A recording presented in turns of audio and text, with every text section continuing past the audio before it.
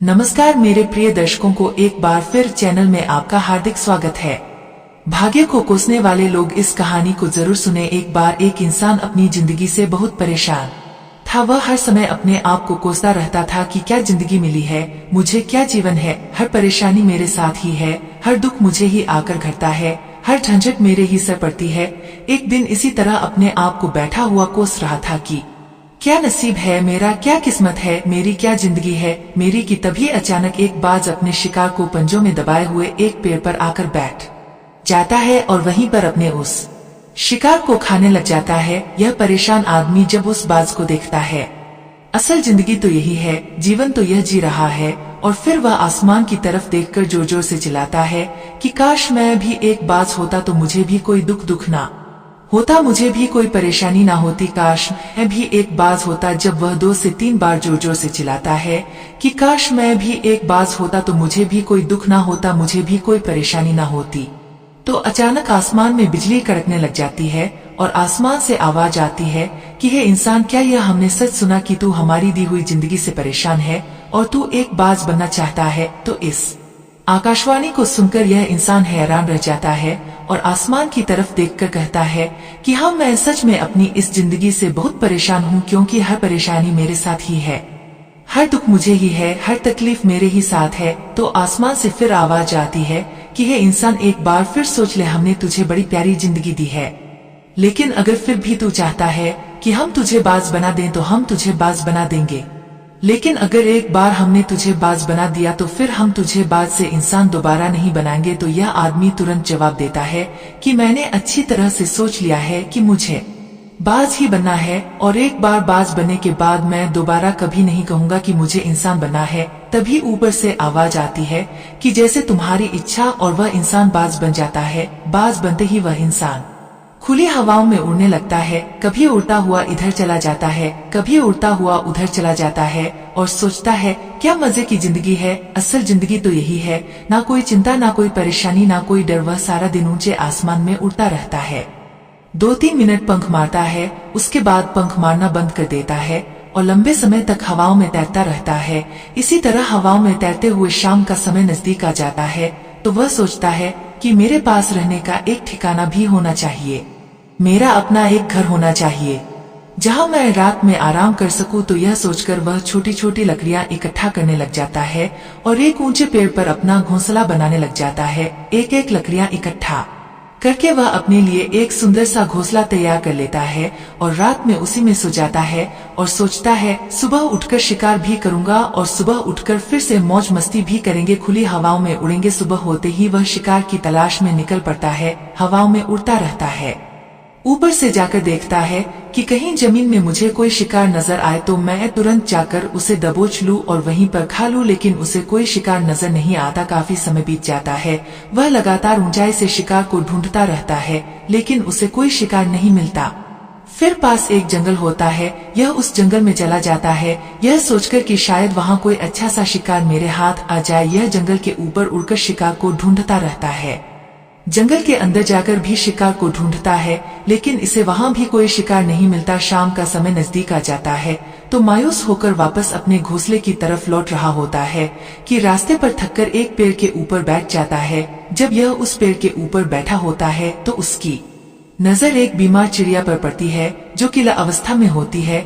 यह तुरंत जाकर उसे दबोच लेता है, उसके पंख निकालकर अलग कर देता है और उसे खा जाता है। उस चिड़िया को खाने के बाद वह अपने घोंसले की तरफ उड़ जाता है और रास्ते में सोचता है कि चलो बीमार चिड़िया ही सही, लेकिन कुछ तो खाने को मिला। वह अपने घोंसले पर पहुंचकर आराम करने लगता है और सोचता है सुबह एक अच्छा सा शिकार पकड़ूं और अपनी भूख मिटा लूंगा। जैसे ही सुबह का प्रकाश होता है, यह निकल पड़ता है अपने शिकार की तलाश में, हवा में उड़ता रहता है, लेकिन आज फिर कोई शिकार इसके हाथ नहीं आता। काफी समय बीत जाता है, यह ऊंचाइयों पर जाकर अपनी तेज नजरों से शिकार को ढूंढने की पूरी कोशिश करता है, लेकिन इसे कोई भी शिकार नजर नहीं आता। फिर यह पास के उस जंगल की तरफ चला जाता है, लेकिन इसे वहां भी कोई शिकार नहीं मिलता। इसी प्रकार पूरे दिन उड़ते उड़ते शाम का समय नजदीक आ जाता है, तो यह निराश होकर वापस लौटने लगता है और रास्ते में एक पेड़ पर आकर बैठ जाता है। सोचता है शायद आज फिर कोई बीमार चिड़िया मेरा इंतजार कर रही हो,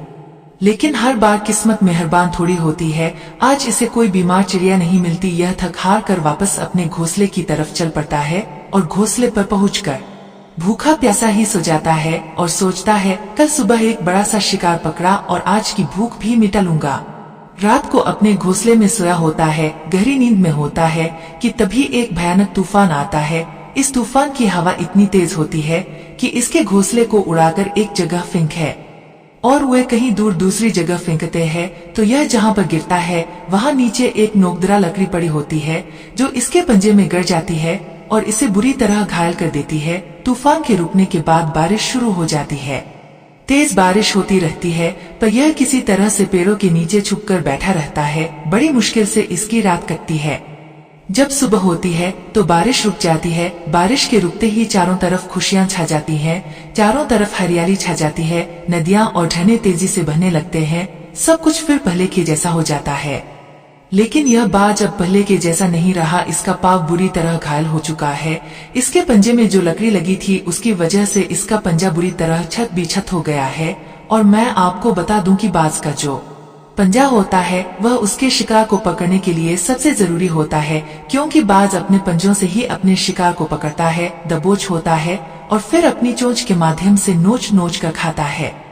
लेकिन अब इस बाज का पंजा बुरी तरह से घायल हो चुका था और वह पिछले 2 दिनों से भूखा भी था। यह शिकार की खोज में थोड़ा सा उड़ता है कि शायद फिर कहीं कोई बीमार चिड़िया इसे मिल जाए, लेकिन कहाँ बार बार कोई बीमार चिड़िया मिलने वाली थी। वह कुछ देर तक उड़ता है लेकिन फिर भूख और दर्द के मारे थककर एक पेड़ पर आकर बैठ जाता है। वह पेड़ पर आकर बैठ तो जाता है लेकिन उसे पता नहीं था कि यहाँ एक और मुसीबत उसका इंतजार कर रही है।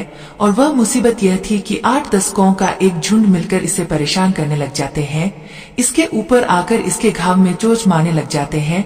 उन्हें भी पता चल जाता है कि यह बाज घायल है और भूख की वजह से कमजोर भी है। यह बाज उनसे बचने के लिए थोड़ा सा उड़ता है और फिर जाकर बैठ जाता है। उनसे पीछा छुड़ाने का प्रयास करता है लेकिन वह फिर इसके पीछे आ जाते हैं। तो यह फिर उड़कर थोड़ी दूर चला जाता है लेकिन वह इसका पीछा नहीं छोड़ते और बार बार इसके पास आकर इसे परेशान करते हैं।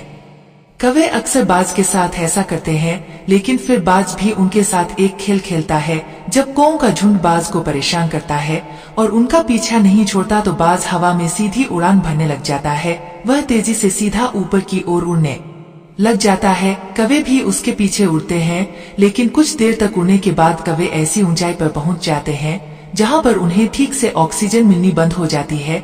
उनका दम घुटने लग जाता है, उनकी सांस रुकने लग जाती है। तो फिर वह वहां से ऊपर नहीं जा पाते पर क्योंकि बाज तो बादलों से भी ऊपर उड़ सकता है इसीलिए वह तो ऊपर चला जाता है। लेकिन कौवे वहां से ऊपर नहीं जा पाते और वो नीचे आने लगते हैं। तो इस तरीके से बाज उनसे अपना पीछा छुड़ा लेता है। लेकिन ऐसा करने के लिए, इतनी ऊंची उड़ान भरने के लिए इस बाज के पास उतनी ताकत नहीं थी, क्योंकि यह भूखा भी था और घायल भी था। तो यह उड़ता और थोड़ी सी दूर जाकर बैठ जाता और कौवे फिर आकर इसे परेशान करने लग जाते। इसी तरह भूख और घायल हालत में एक दिन गुजर जाता है, दूसरा दिन गुजर जाता है, तीसरा दिन गुजर जाता है लेकिन इस बाज की हालत में कोई सुधार नहीं हो रहा था। वह बद से बदतर होती जा रही थी। चौथे दिन जब यह बिल्कुल खत्म होने पर आ जाता है, इसके अंदर बिल्कुल ताकत नहीं बचती और इसका शरीर इसका साथ छोड़ने लगता है। तो यह किसी तरीके से उड़कर पास ही इंसानों की एक हॉस्पिटल होती है उसकी छत पर आकर बैठ जाता है और वहां से आने जाने वाले मरीजों को देखता है और अपने आप से कहता है कि काश आज मैं एक इंसान होता तो ऐसे छोटे मोटे जख्मों का हॉस्पिटल से इलाज करवा लेता या किसी को बता देता कि मैं भूखा हूँ, परेशान हूँ, मेरे साथ यह परेशानी है। लेकिन आज मैं एक ऐसा बेजुबान परिंदा हूँ जो किसी से कुछ नहीं कर सकता, किसी को अपना दुख नहीं बता सकता, किसी से कोई मदद नहीं मांग सकता। यही बात सोचकर वह उसी छत पे अपना दम तोड़ देता है। वह अपनी जान की कुर्बानी तो दे जाता है लेकिन साथ ही साथ हमें यह सीख भी दे जाता है कि आपको जैसा बनाया गया है, आप जैसे भी हो उसी में खुश रहो और उसी में बेहतर करने की कोशिश करते रहो, ना कि इस बात से परेशान रहो कि काश में ऐसा होता, काश में वैसा होता, काश में यह बन जाऊं। आपको जैसा भी बनाया गया है आप उसी में अपना सर्वश्रेष्ठ करने का प्रयास करते रहो। दोस्तों, यह कहानी तो काल्पनिक है लेकिन हमें जीवन का एक बहुत ही महत्वपूर्ण नियम सिखा कर जाती है कि हम जैसे भी हैं अच्छे हैं, बस हमें उसी में अपना सर्वश्रेष्ठ करने का प्रयास करते रहना चाहिए। मित्रों, आशा करता हूँ कि आपको यह कहानी अच्छी लगी होगी। मित्रों, अगर कहानी अच्छी लगी है तो चैनल को सब्सक्राइब करें और ज्यादा से ज्यादा शेयर करें और कमेंट करके अपना सुझाव जरूर बताएं। धन्यवाद मित्रों, मिलते हैं अगली वीडियो में।